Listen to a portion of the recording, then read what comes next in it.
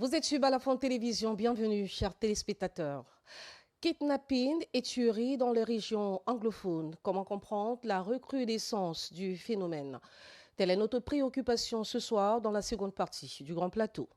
La crise dans les régions du nord-ouest et du sud-ouest du Cameroun continue d'engendrer de graves violences.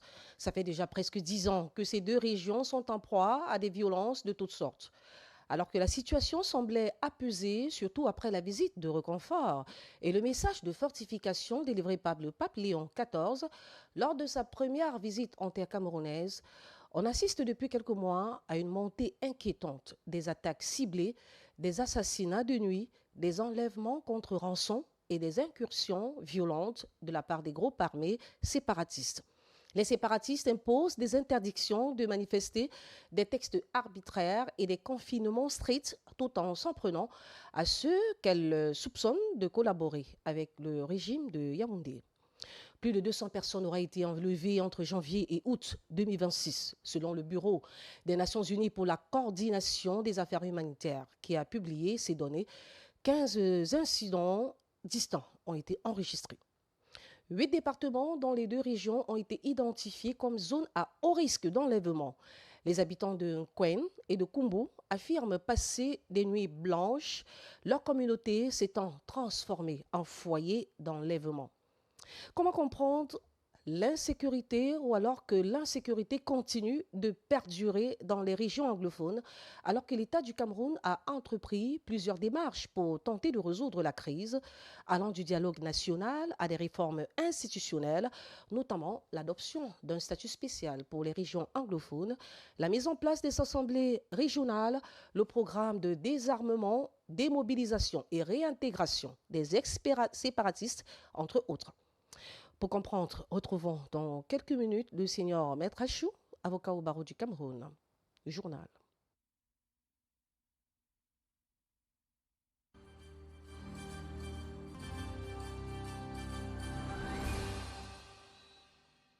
Mesdames, Messieurs, merci de nous retrouver sur Balafon Télévision. Ouvrons cette page d'actualité par la ville de Douala. Un ancien détenu retrouvé mort dans une église.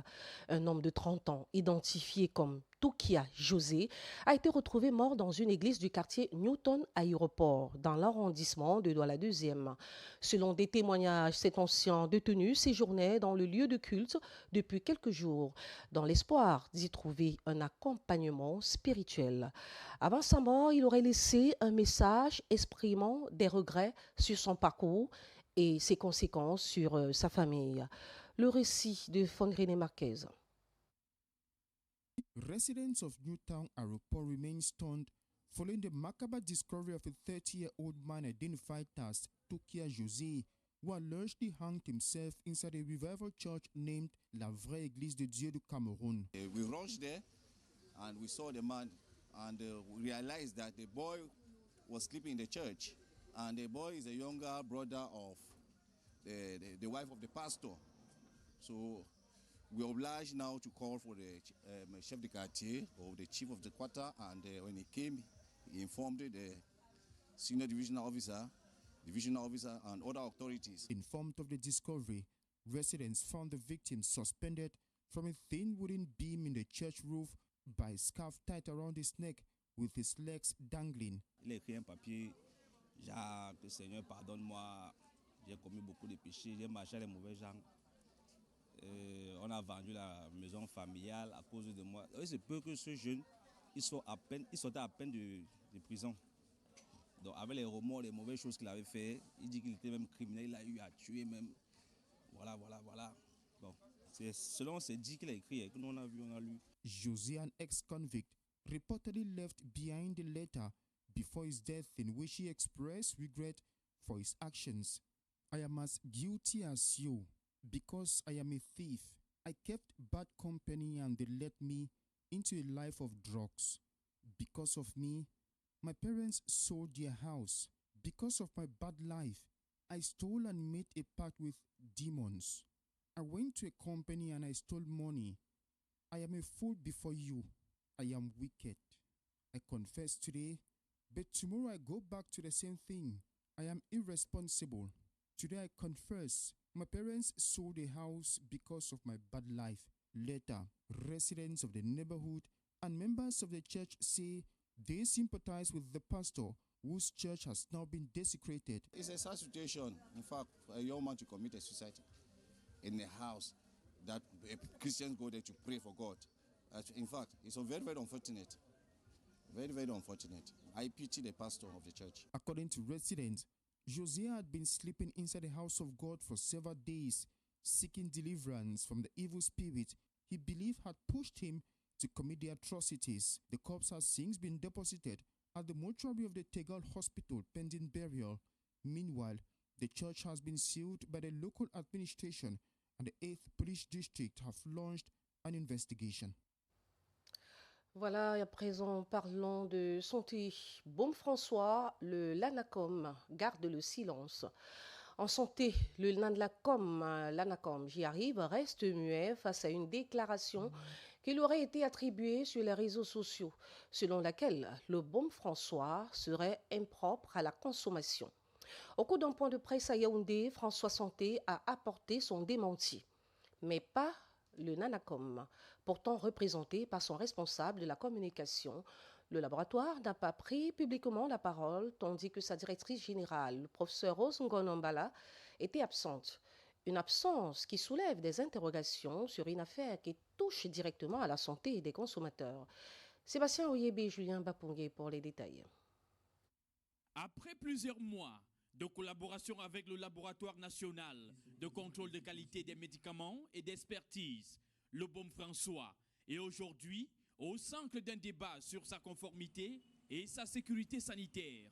Face à la presse à Yaoundé, son responsable dément l'existence d'une déclaration officielle du LANACOM établissant que le produit serait impropre à la consommation.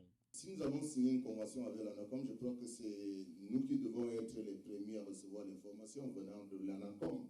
Donc, c'est une cabale, tout simplement. Et nous sommes dans la suite de ce que nous avons commencé. Dans la convention qui a été signée, je ne crois pas que l'ANACOM est venu pour jouer avec François Santé, mais plutôt pour nous accompagner. Mais derrière ce démenti, une absence interpelle. Bien que représenté par son responsable de la communication, le LANACOM n'a pas pris publiquement la parole. Alors, qui doit officiellement confirmer ou infirmer les informations relatives aux analyses de ce produit? Pourquoi le laboratoire national, acteur central de la procédure, garde-t-il le silence sur une question qui touche directement à la santé des consommateurs? Nous avons choisi de travailler avec le LANACOM et nous continuerons à investir dans nos équipes, nos méthodes et notre organisation afin de faire de la qualité un élément central de l'identité de François Santé. Alors que François Santé affirme poursuivre son accompagnement avec le LANACOM pour améliorer la conformité du produit, le silence de l'autorité scientifique compétente continue de susciter des interrogations. Voilà, 31 bâtiments dangereux ciblés pour démolition. 31 bâtiments représentant un danger pour les habitants du Douala ont été ciblés pour démolition par la communauté urbaine du Douala. Expliquant les raisons de cette opération imminente, Bertrand Bébé Ikwe, coordonnateur du foncier et des permis de construire, a déclaré que ces bâtiments à risque ont été identifiés dans 4 arrondissements de Douala, Douala 5e, enregistrant le plus grand nombre. Il a ajouté que 16 bâtiments sur les 31 nécessitent une intervention immédiate. La communauté urbaine de Douala regrette cependant que depuis le début de cette année, 6 constructions se soient effondrées à Douala, causant des pertes en vies humaines. Le conseil indique que l'opération est coûteuse, avec au moins 50 millions de francs CFA dépensés chaque année. Loïc Tegia et Fondrené Marquez se sont entretenus avec le coordonnateur du foncier et des permis de construire et ont rédigé ce reportage. The crackdown on dangerous buildings that pose a threat to residents in Douala has taken a draconian turn. The Douala City Council has so far earmarked 31 buildings located in Bobongo, Mabanda, Lokbesu and Maché Congo across 4 subdivisions. Nous avons identifié 31 constructions, parmi lesquelles 8 se trouvaient à Douala 2e. On en a 6 à Douala 3e, 6 à Douala 4e et le plus gros contingent à Douala 5e, 11 constructions, parce qu'effectivement, l'arrondissement de Douala 5e est l'arrondissement dans lequel on note le plus grand nombre de constructions dans la ville de Douala, les arrondissements de Douala 3e et Douala 5e. According to the coordinator of land and construction permits, these buildings have been categorized based on the level of risk they pose, with 16 of them requiring immediate intervention. Sur ces 31 constructions, on a identifié 16 comme présentant un risque imminent. Ça suppose qu'on doit y intervenir tout de suite. Et 15, un risque ordinaire. Ça suppose qu'on peut encore observer l'évolution éventuellement de ce risque-là avant d'agir véritablement. Et pour les 16 premières qui présentent un risque élevé, nous avons engagé des démarches, comme je le disais il y a quelque temps de cela, pour pouvoir, première chose, libérer pour celles des constructions qui sont occupées, les libérer déjà de leurs occupants, dresser tout autour un périmètre de sécurité et par la suite, nous allons très rapidement, avec le concours du Laboratoire national de génie civil, le Labo Génie, réaliser un certain nombre d'expertises techniques de tous ces immeubles pour avoir la certitude effectivement qu'ils menacent ruine. Carrying out the exercise requires significant funding, which the City Council budgets for each year. Dans le budget 2026 de la communauté urbaine de Douala, nous avons prévu pas moins de 50 millions pour réaliser des expertises. Et ce montant-là, il ne paraît pas très élevé parce que nous avons signé une convention avec le Laboratoire national de génie civil pour réaliser ces expertises techniques de ces immeubles. The coordinator further explained that the owners of these hazardous buildings are liable to pay a demolition fine of 1 million francs CFA and above, depending on the size of the building. Rendons-nous à présent à Limbé, c'est dans le sud-ouest du Cameroun. Limbé ordonne l'évacuation. Le STF dénonce le conseil de Kumba. Les autorités de Limbé ont donné un ultimatum de 4 jours aux habitants vivant dans les zones à risque d'inondation pour évacuer, et avertissant que des sanctions suivront pour ceux qui ne s'exécutent pas. Cette directive intervient plus d'une semaine après que des inondations ont frappé Limbé et Kumba dans la région du sud-ouest, causant des pertes en vies humaines et matérielles. Pendant ce temps, à Kumba, les militants du parti d'opposition social-démocratique Front, le SDF, accusent le conseil municipal d'une mauvaise gestion malgré les alertes annonçant des inondations imminentes.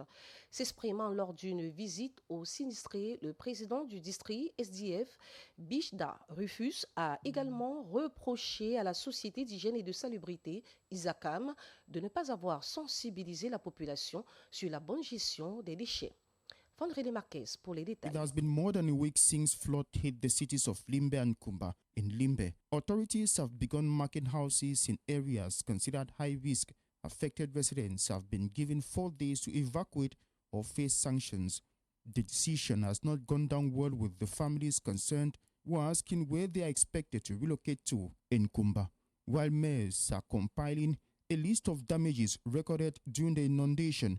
Opposition political party, the Social Democratic Front SDF, has faulted the Kumba City Council. Situations like this were supposed to be preempted.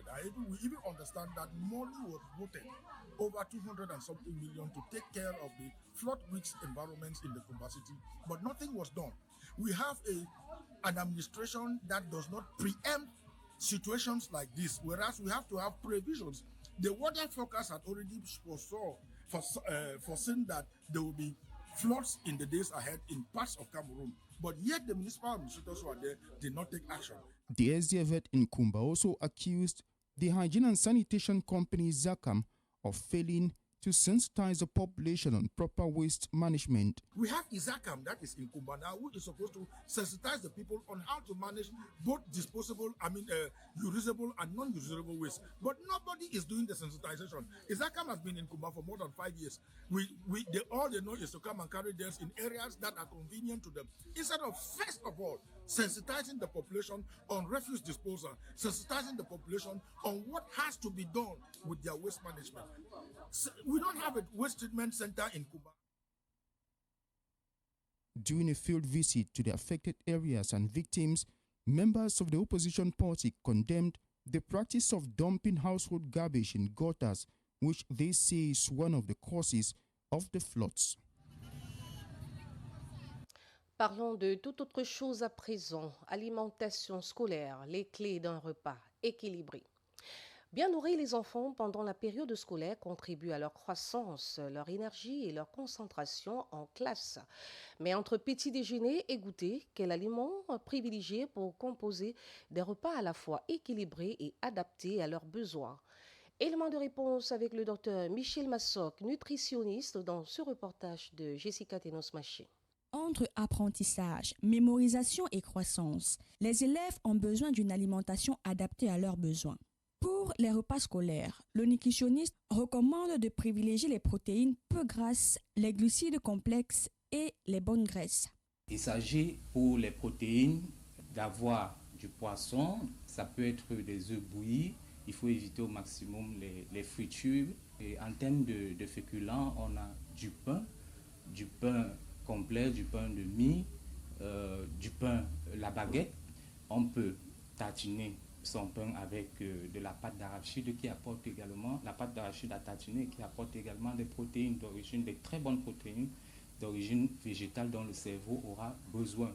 Fruits, légumes et une hydratation suffisante viennent compléter cet équilibre. Donc on trouvera ces fibres dans les légumes.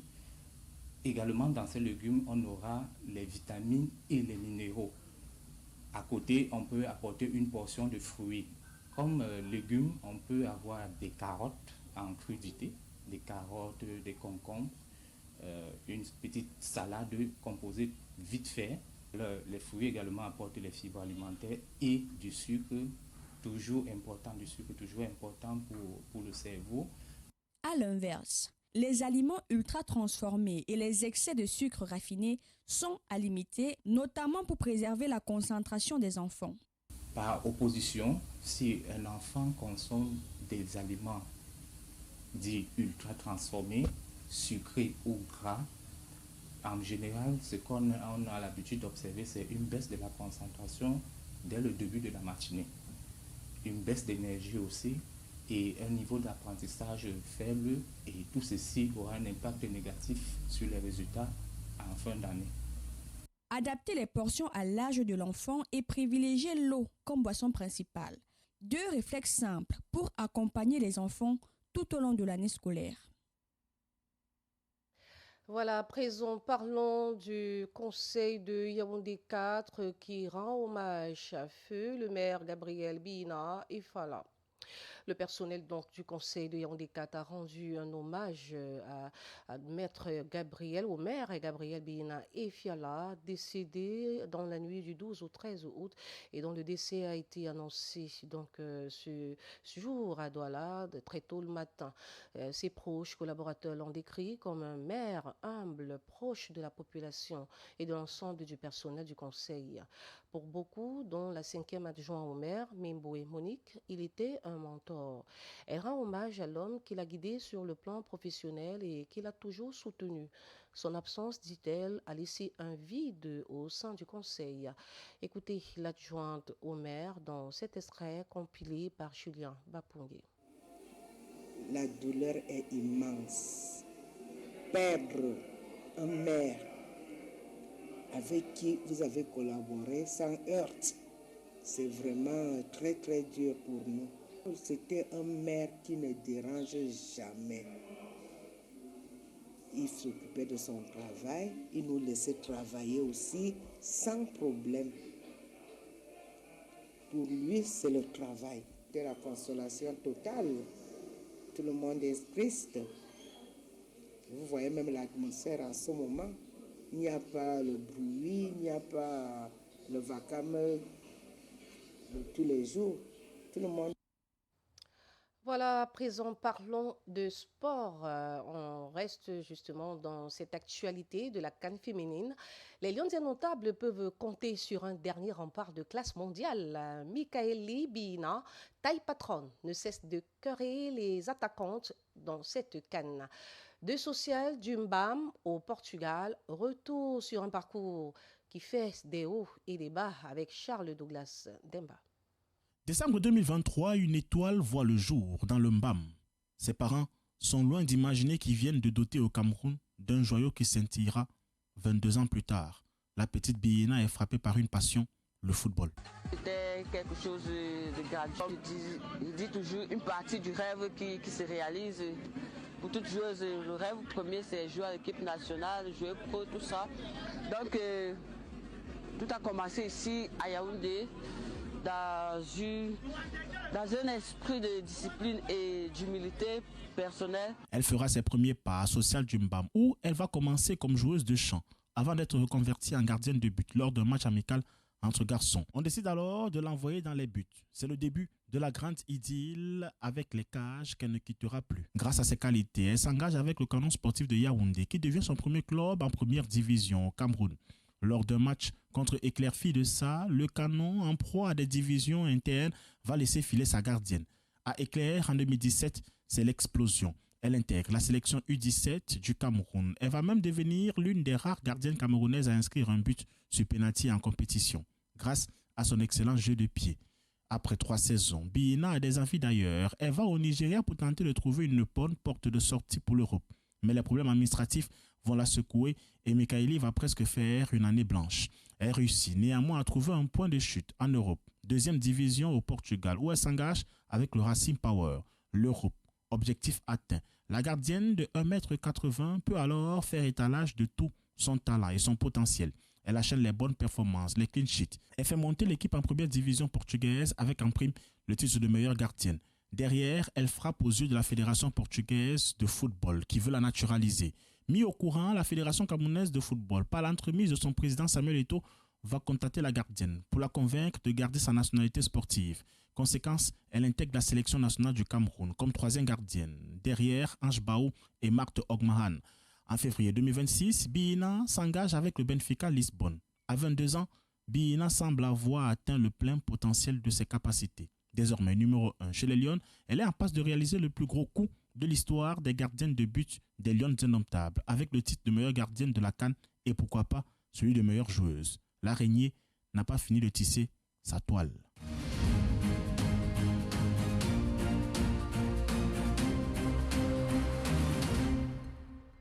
Mesdames, Messieurs, nous voici à la deuxième partie du Grand Plateau, nord-ouest et sud-ouest. Pourquoi ce regain de kidnapping ? 200 personnes kidnappées avec exigence de rançon. C'est le bilan des 8 premiers mois de l'année 2026. Les ravisseurs accentuent leur prise d'otages sur les opérateurs économiques et les ressortissants de cette partie du pays vivant à l'étranger en séjour sur leur terre natale. Sur les 13 départements de ces 2 régions, les axes routiers, 8 d'entre eux sont les plus affectés, à l'instar de la Mesam, la Momo, le Mbui, le Ngo, Ngetunja, le Magnou, le Fako, la Mémé. Qu'est-ce qui peut justifier cette remontée en puissance de ces enlèvements? Jean Pochouniat et ses... Dans les régions en crise du nord-ouest et du sud-ouest, les enlèvements avec demande de rançon ont atteint une cote d'alerte depuis le début de cette année, soit près de 200 personnes kidnappées jusqu'à ce jour. Cible de prédilection, les opérateurs économiques, commerçants et ressortissants de ces 2 régions résidant à l'étranger, venus en séjour sur leur terre natale, révèlent au moins 15 sources documentées publiées par le Bureau des Nations Unies pour les affaires humanitaires. Ainsi, dès le mois de janvier, plusieurs embuscades sont enregistrées le long des tronçons reliant Bouya dans le Fako à Kumba dans la Mémé, tout comme sur les axes Bamenda dans la Mesam et Manfé dans la Magnou. Au mois de février, 2 incidents similaires surviennent encore dans la Mémé, se reproduisant 2 mois plus tard, plus précisément en avril, avec 30 personnes capturées sur le même axe Bouya-Kumba, puis relâchées plus tard. En mai, ce sont 40 civils enlevés par les kidnappeurs à Bamti dans le département du Bui au nord-ouest. Puis en juin, un autre scénario se produit sur la route Bafoussam-Bamenda, avec 7 voyageurs enlevés ainsi que 3 leaders religieux. Et le plus récent s'est déroulé mardi dernier avec près de 20 conducteurs de motos et passagers tenus en respect sur la route Bamenda-Manfé. Selon le Bureau des Nations Unies en charge des questions humanitaires, les 8 départements les plus affectés par cette insécurité ambiante sont le Ndian, la Magnou, le Fako et la Mémé dans le sud-ouest du pays, le Ngok et Tunja, la Momo, le Mbui et la Mesam dans le nord-ouest. Dans l'ensemble, les habitants de tous ces points chauds affectés vivent dans une extrême peur d'être les prochaines cibles des séparatistes et autres bandes armées criminelles qui fourmillent dans les deux régions, semant la terreur et causant la mort sur leur passage. Et même si les autorités ne disposent pas encore du montant exact des rançons versées aux ravisseurs ces 8 derniers mois, qu'est-ce qui peut expliquer cette recrudescence de kidnapping avec demande de rançon? Déjà entre novembre 2019 et février 2020, le ministère de l'administration territoriale signalait que 500 millions de francs CFA de rançon avaient déjà été versés à ces malfaiteurs de grand chemin. Déclenché en 2017, le conflit armé dans les deux régions a déjà coûté la vie à plus de 5000 personnes, fait 800 000 déplacés internes éparpillés à travers les différentes villes du pays, avec presque 70 000 réfugiés au Nigeria voisin, pour deux régions économiquement sinistrées. De toutes les solutions jusqu'ici envisagées et toutes les mesures prises par le gouvernement depuis la tenue du grand dialogue national en 2019, cette crise sociopolitique est loin de s'arrêter, avec une économie de guerre visiblement très florissante. Du moins, à quand donc la fin de ce conflit qui dure depuis 9 ans, devenu le cauchemar de tous les instants pour les populations de cette partie du pays? Voilà, je vous le disais en titre, nous sommes avec le maître Achou qui nous a rejoint sur le plateau du Grand Plateau. Nous parlons aujourd'hui de kidnapping, de tuerie dans les zones anglophones. Une recrudescence est observée ces derniers mois. Qu'est-ce qui explique alors cette recrudescence ou alors comment comprendre cette montée inquiétante de kidnapping, d'enlèvement, de tuerie encore dans les zones anglophones? Maître Achou, merci d'être venu sur le plateau de Grand Plateau. Merci. Bonsoir à vos millions de téléspectateurs. Vous savez, le phénomène de kidnapping a monté son visage lorsque les séparatistes ont eu le besoin, n'est-ce pas, de financer localement leurs aventures.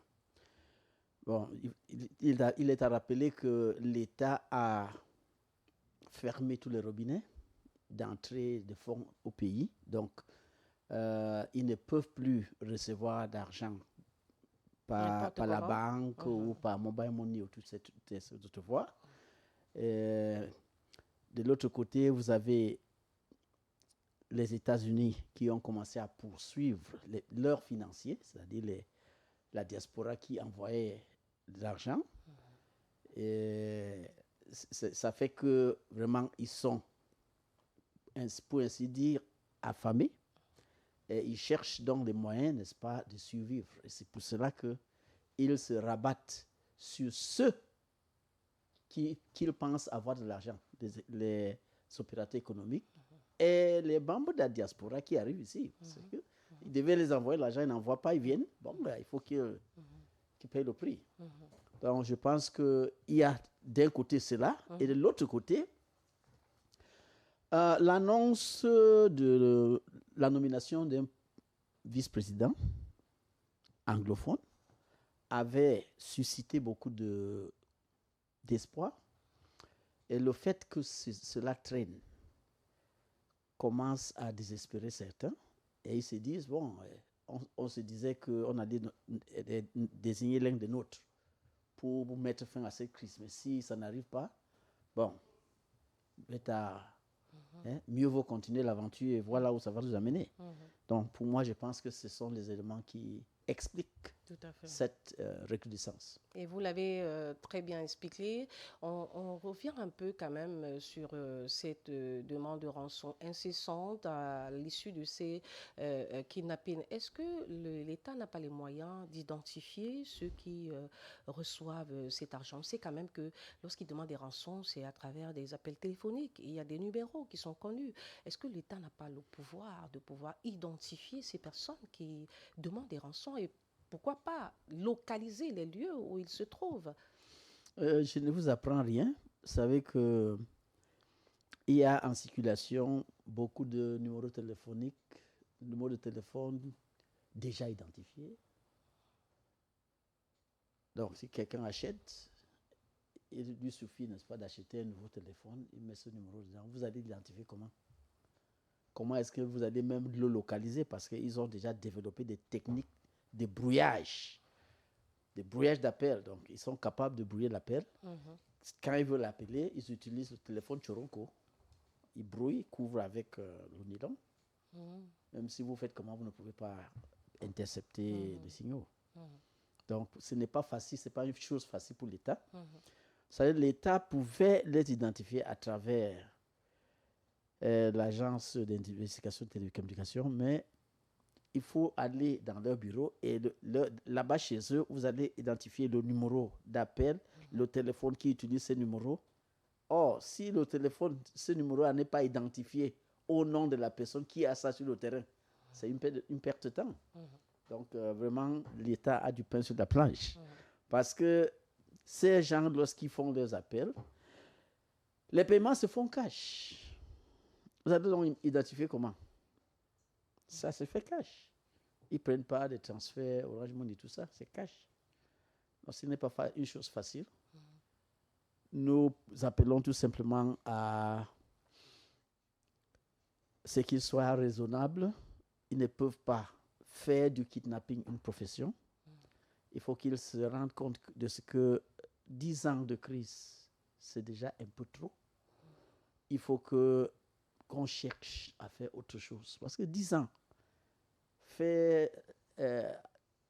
s'entretuer, arrêter ses frères, prendre des rançons, tuer les militaires, tuer les soldats, ça ne rapporte rien.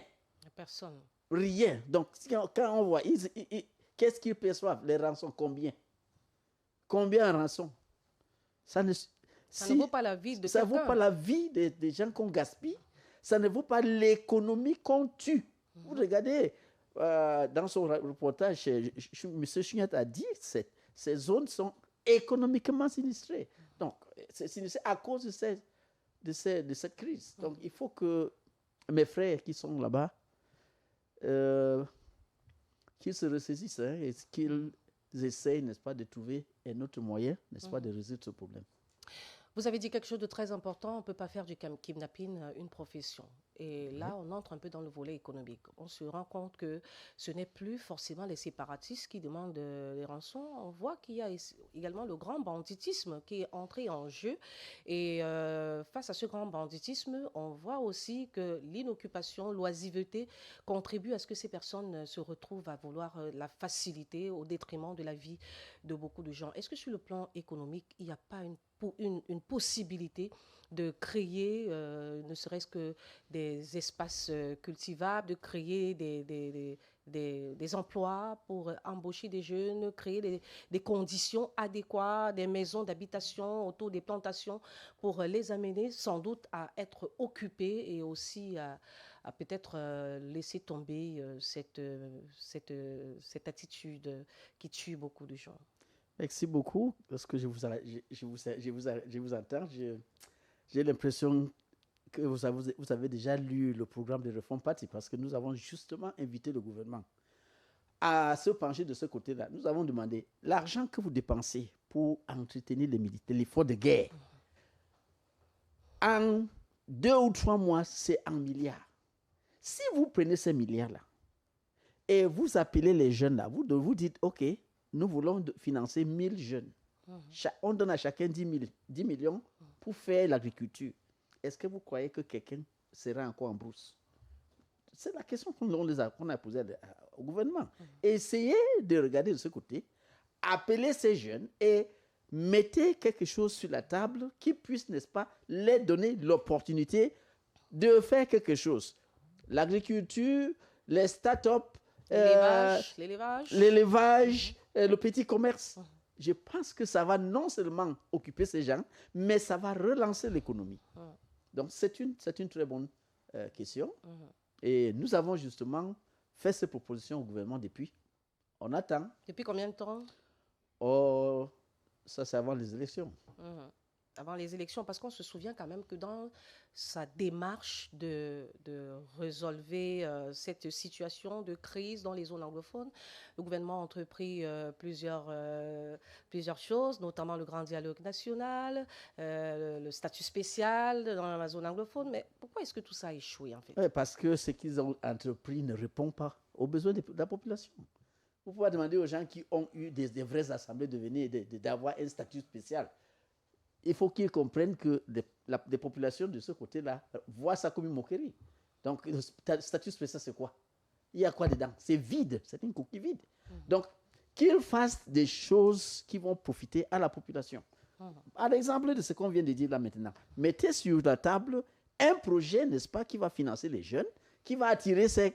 Vous n'avez même pas besoin de leur demander de jeter les armes. Si vous avez un projet porteur qui met de l'argent, n'est-ce pas, qui les permet d'être encadrés pour commencer les autres affaires, personne ne sera en brousse.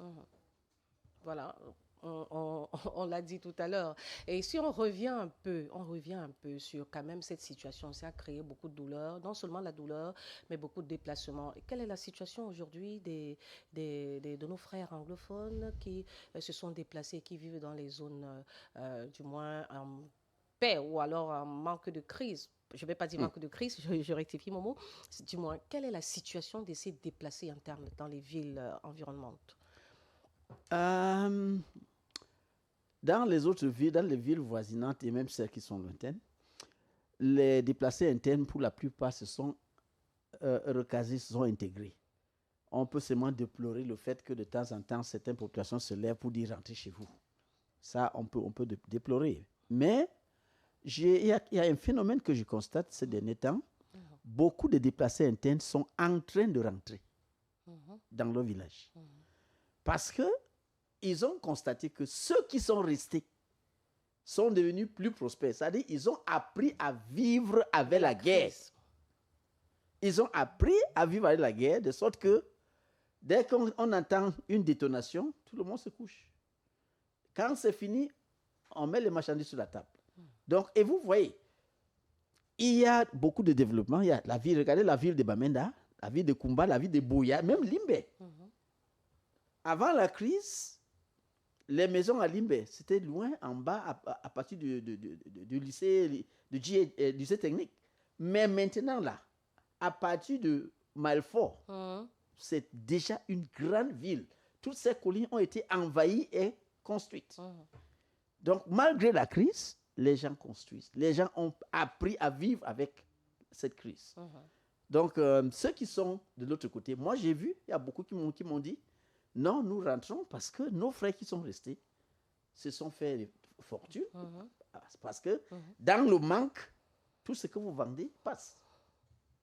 Voilà, tout ce qu'ils vendent passe. Et c'est vrai, parce qu'il faut quand même reconnaître que la zone anglophone est une zone vraiment prospère en termes de culture. Il y a beaucoup de nourriture qui viennent de ce côté, mais on n'ignore pas quand même la menace qui pèse, la menace sécuritaire, parce qu'on assiste, du moins, il y a le rapport qui est connu, au moins 200 personnes ont été kidnappées ces derniers mois. Est-ce que quelque part, rentrer aussi, ce n'est pas un gros risque? Parce qu'on se rend compte qu'il y a quand même... Non, mais il n'y a pas de risque parce que ceux qui rentrent n'ont rien. Et on kidnappe, ces gens kidnappent les gens nantis, ceux qui ont l'argent. Mais quelqu'un qui était déplacé interne, il revient chez lui, bras ballants, on va le kidnapper pour prendre quoi? Non, c'est les opérateurs économiques et les gens de la diaspora qui reviennent parce qu'ils ont quelque chose contre ceux-là. Parce que c'est eux qui les envoient l'argent. Mais maintenant qu'ils n'en voient plus, ils se disent que bon, comme vous n'en voyez plus, on va prendre pour nous ici. Il n'y a pas de possibilité, est-ce qu'au niveau de, par exemple, vous avez parlé d'un programme que vous avez institué, est-ce que vous n'avez pas pensé à une stratégie, un plan d'identification de ces jeunes qui opèrent dans l'obscurité? Est-ce que vous n'avez pas pensé à mettre sur pied un plan pour les identifier et peut-être pour stopper à travers un certain séminaire, peut-être de sensibilisation, par exemple? Écoutez, si vous promenez de ce côté-là, ces jeunes, comme vous les appelez, ils sont connus. Ce sont les enfants de la maison. Ils sont connus. Donc, ce sont les enfants de la maison. Voilà. Donc, il suffit de leur donner quelque chose à faire. On les connaît. Même l'armée, la police, on les connaît, ces gens. On les connaît. Donc, ce n'est pas, c'est pas des secrets. Des étrangers, c'est pas comme si les gens venaient d'ailleurs. Non, ils ne sont pas des mercenaires qui viennent d'ailleurs. Ce sont nos enfants ici. C'est difficile de les dénoncer. Vous pouvez essayer un peu de prononcer le nom d'un si vous allez voir le lendemain. Ils ont un service de renseignement. Vous voyez, il y a quelque chose que beaucoup ne comprennent pas. Dans les zones anglophones, beaucoup de chefs ne sont plus en place. cela fait que ce sont ces enfants-là qui contrôlent les villages. Vous voulez enterrer quelqu'un, vous devez les voir.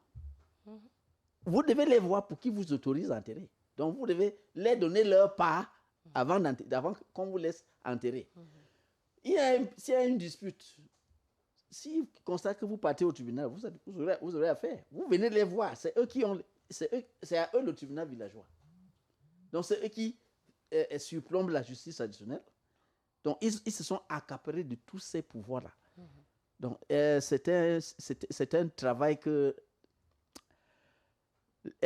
éculier que l'État devra faire, n'est-ce pas, pour que les choses reviennent à la normale. Parce que tant que les autorités traditionnelles ne sont pas là, les choses vont rester entre les mains de ces enfants. Dernièrement, mon frère et moi, j'ai été obligé de l'enterrer à Kumba parce qu'ils m'ont demandé de leur donner 500 000 francs. J'ai dit, mais si je vous donne 500 000, ça veut dire que je finance le terrorisme. Je ne peux pas le faire. J'ai enterré mon frère à Kumba. Or, ce n'est pas tout le monde qui fait comme moi. Beaucoup donnent pour aller enterrer. Et quand vous remettez comme ça leur permet de vivre. Et non seulement de continuer à kidnapper, mais aussi à semer la panique, à tuer. Et vraiment, la crise perdure. Ça perdure et on l'a souligné à l'entame de l'émission que c'est une crise qui va déjà quand même à 10 ans. 10 ans. C'est énorme. Et est-ce que vous pensez que la nomination d'un vice-président anglophone pourrait régler l'affaire? Attendons voir. Moi, je le sais, puisque je suis de là-bas et beaucoup m'ont dit, si on peut nommer l'un des nôtres, ça sera déjà un pas pour trouver la solution. Parce que si notre frère est là-bas, il fera en sorte que nos problèmes soient résolus. C'est quand même difficile parce qu'on sait qu'on est quand même dans une situation, la nomination est attendue depuis les dernières élections. Oui, mais il y a aussi un problème de confiance parce que les anglophones se disent qu'ils ne doivent plus faire confiance, n'est-ce pas, au gouvernement de Yaoundé, parce que chaque fois que le gouvernement promet quelque chose, il ne le fait pas. Ou même s'il le fait, il revient quelques mois après reprendre par la main gauche ce qu'il a déjà avec la main droite. Donc, ils ne veulent pas qu'on les roule encore dans la farine. Donc, c'est pour ça qu'ils attendent cette nomination de pied ferme. Et ils se disent que si effectivement l'un de leurs est nommé, ça sera une voie de sortie de crise. Voilà, une voie de sortie de crise, mais en attendant qu'on ait un vice-président au Cameroun, il faut quand même relever que la situation est critique. Elle est très grave. Elle est très grave. J'étais à Manfé au mois d'octobre. J'ai fait 2 jours et dès que je suis sorti, on a kidnappé 5 personnes. Comme vous me dites, ne mettez plus pied ici. C'était comme un message. Oui. J'ai fait 2 jours à Manfé, mais dès que je suis sorti, on a kidnappé 5 personnes.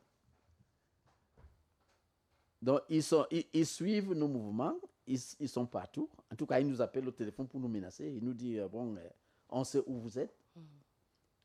On peut vous atteindre si on veut. Donc, c'est pas nouveau. C'est compliqué. C'est une situation compliquée. La situation dans les zones anglophones, c'est une situation qui oppresse le Cameroun parce qu'il faut quand même relever que de temps en temps, les communautés chrétiennes, lorsqu'ils se rassemblent, ils prient pour le retour à la normale. Et on se souvient que le pape Léon XIV est venu au Cameroun il y a quelques mois pour porter un message de réconfort. Et il était en terre anglophone, notamment à Bamenda, où il a annoncé un message de fortification tout en interpellant les gouvernants. Oui, mais pour le pape, vous savez, moi, j'ai eu à dire à l'occasion que le pape n'a pas fait ce que moi j'attendais de lui. Parce que le pape est l'une des rares personnes au monde que notre président écoute. Et moi, je m'attendais à ce que le pape dise à notre président, voilà le problème que nous tous on connaît, voilà ce que je propose comme solution. C'est que les populations attendent comme solution. Il ne l'a pas fait. On n'a pas fait venir le pape ici pour nous rappeler ce que nous connaissons. Il fallait qu'il vienne en apporter des solutions et non pas en moralisateur. Ces prêtres moralisent chaque dimanche. Mais lui, comme il est arrivé là, il devait nous apporter des solutions. Or, ces solutions, c'est le père qui les a entre ses mains. S'il parlait bien au père, le père allait, par exemple, libérer les détenus. Faire libérer les détenus. Mais il vient plutôt dire on ne voit pas les élections. Non, tu n'énerves pas quelqu'un qui t'a invité chez lui. Moi, je n'étais pas très content de sa visite. Bon, on retient quand même que le pape Léon XIV a dit que le Cameroun peut se relever si le gouvernement essayait de revoir avec les détournements. Il a dit que les gouvernants peuvent remonter l'économie. Il a donné des différentes propositions quand même dans son discours. Oui, le problème du Cameroun est surtout sécuritaire. Ce n'est pas... C'est pas économique. D'abord, mais la sécurité là, c'est ça qui apporte le plus gros marteau économique. Voilà. À cause de cette crise, le pays est vraiment en bas. Donc, si on pouvait arrêter la crise, et nous tous on connaît la solution, qu'est-ce que les anglophones demandent? Le retour au fédéralisme, que certains ne veulent pas entendre. On dit que c'est la sécession. C'est quoi ça? Est-ce que le Cameroun est un état de droit? Si on dit que le Cameroun est un état de droit, on doit se rendre compte de ce que le fédéralisme est une forme d'état. C'est une forme d'État. Donc, on ne peut pas dire que c'est la sécession. Pourquoi les gens ont peur du fédéralisme? Demandez-les, posez-les la question. Les États-Unis, le Nigeria, voilà des États fédéraux. Et si on entre un peu dans l'explication de l'État fédéral, qu'est-ce qui peut arriver si jamais on arrive à cet État-là, si finalement le gouvernement plie? Parce que là, il faut que les téléspectateurs comprennent exactement ce que ça peut apporter. Est-ce que vous avez déjà traversé pour aller au Nigeria? Non. Je vous invite à le faire. Là, vous aurez la réponse à votre question. Oui. Le fédéralisme va multiplier le développement du Cameroun fois 100. Parce que chaque région sera appelée c'est chaque région ou chaque État qui aura son budget et qui va faire ses affaires lui-même. On ne va pas attendre que Yaoundé envoie l'argent pour acheter une ampoule dans la rue. Non. Vous aurez votre budget d'aller gérer vous-même, construisez vos stades, vos aéroports et tout. Ce n'est pas Yaoundé qui va venir faire ça pour vous. Donc imaginez qu'on est ici au Cameroun 20 États et que ces États, chaque État ait son budget. Parce que les gens voient ça comme si c'est un problème des anglophones. Non, ça sera pour tout le Cameroun. Si c'est pour tout le Cameroun, tout le monde va en profiter. Pourquoi ils sont réticents? Pourquoi? Pourtant, c'est une très bonne porte de sortie pour tout le monde. On a des régions ici, l'Est. Il n'y a pas de route, pas d'aéroport, il n'y a même pas de l'eau potable. Alors, ils vont sortir de l'ombre en quelle année? Vous voyez que c'est le fédéralisme qui peut faire que des régions comme ça sortent aussi de l'ombre. Il y a Akwaya. Pour aller à Akwaya, vous passez par le Nigeria. Wow. Jusqu'à aujourd'hui. Et on est un État indépendant. Pour aller chez nous, on passe par un autre État. Mais c'est quoi ça? Non. En tout cas, Dieu lui-même sait comment il fait éliminer tous ces grands penseurs qui nous faisaient croire que le fédéralisme était un crime. Nous tous, on sait que le fédéralisme, c'est une forme de l'État. Et le Cameroun est un État de droit. Donc, on peut très bien adopter cette forme-là et avoir la prospérité comme le Nigeria. Regardez le Nigeria. Dès que vous traversez Ekok pour aller au Nigeria, c'est un autre monde. C'est un autre monde. Les routes là-bas, c'est 3 voies. Chez nous, ici, c'est une piste. Non, mais ce n'est pas possible. Il n'y a même pas match. Voilà, avant de sortir de cette émission, Maître Acho, on sait qu'il y a des millions de téléspectateurs qui nous regardent dans toutes les régions du Cameroun à l'international. Aujourd'hui, est-ce qu'on peut identifier les auteurs de cette situation? Est-ce qu'on peut déposer la responsabilité de ce qu'on vit aujourd'hui dans les régions anglophones sur quelqu'un? Si oui. Ceux qui sont responsables, il faut avoir le courage, hein? Parce que la responsabilité, ce n'est pas d'un seul côté. Hein. C'est des deux côtés. Il y a du côté du gouvernement les gens qui entretiennent la guerre. Ils font des choses pour qu'on dise que c'est le chef de l'État qui a dit, alors qu'il n'est même pas au courant. De l'autre côté, vous avez la diaspora. Ils sont organisés en gouvernement. C'est eux-mêmes qui savent quelle valeur ils donnent à leur gouvernement. Ils finançaient, n'est-ce pas, l'effort de guerre jusqu'à ce que les États-Unis, la Norvège et d'autres pays commencent à arrêter, n'est-ce pas, leurs principaux dirigeants pour les envoyer en prison pour financement du terrorisme. Donc là, maintenant, ça se complique. Mais sur le plan international, on les connaît. Ne vous cassez pas la tête. On les connaît. Norwegian Refugee Committee a fait un grand travail. Ils ont identifié même les généraux qui sont en bourse. Ils sont connus. Donc, c'est seulement une question de temps, parce que si un tribunal pénal international est créé, c'est en ce temps-là que vous saurez que oui, on connaissait où ils sont. Et on peut les prendre. Lorsqu'on demande aux gens de venir, par exemple, au DDR, ceux qui ont tué, qui ont eu à brûler, qui ont commis des gaffes, ils viennent. On dit non, on ne vous fera rien. Vous croyez que s'il y a un tribunal, on va les laisser? Vous les connaissez déjà, non? C'est vrai que l'État a mis sur pied il n'y a eu aucune ce loi système de démantèlement. Il n'y a pas de loi d'amnistie. Et de désarmement, là, il réintégration. n'y a pas de loi il n'y a pas de loi d'amnistie. Donc, toutes ces personnes-là, cette histoire-là, c'est un moyen d'identifier ces gens. C'est un moyen de les identifier. On a vu des avions arriver ici, on dit que ce sont des sécessionnistes qui sont venus du Niger, tout ça. On les connaît. Donc, les vrais gens sont encore en brousse. Si vous attrapez ceux-là, ils vont vous dire ceux qui sont en brousse. Ils étaient en brousse avec eux. Ils vont vous dire. Je vous ai dit tout à l'heure que même l'armée connaît. S'ils veulent, ils peuvent aller les prendre un après l'autre. Ils connaissent. Alors, nous partons dans quelques secondes. Un message à tous ces jeunes qui aujourd'hui se retrouvent dans cette situation malveillante et qui sont les auteurs de kidnapping, de tuerie. Est-ce que vous avez un message ce soir que vous voulez leur passer? Vous savez, il y en a beaucoup qui sont dans cette situation parce que... Ils ont faim? Non. Si par exemple, vous vous levez un matin, on a tué vos pères, on a tué la mère, vous êtes seul. Vous allez faire quoi? Pour vivre, vous allez faire comment? Donc, il y en a beaucoup dans cette situation-là. Qui sont là par vengeance. Et parce qu'ils n'ont pas de quoi manger. Et ils sont obligés d'aller se rattacher à ce genre de groupe pour avoir de quoi manger. Donc, le vrai problème, c'est celui de trouver quelque chose à ces enfants pour qu'ils puissent faire.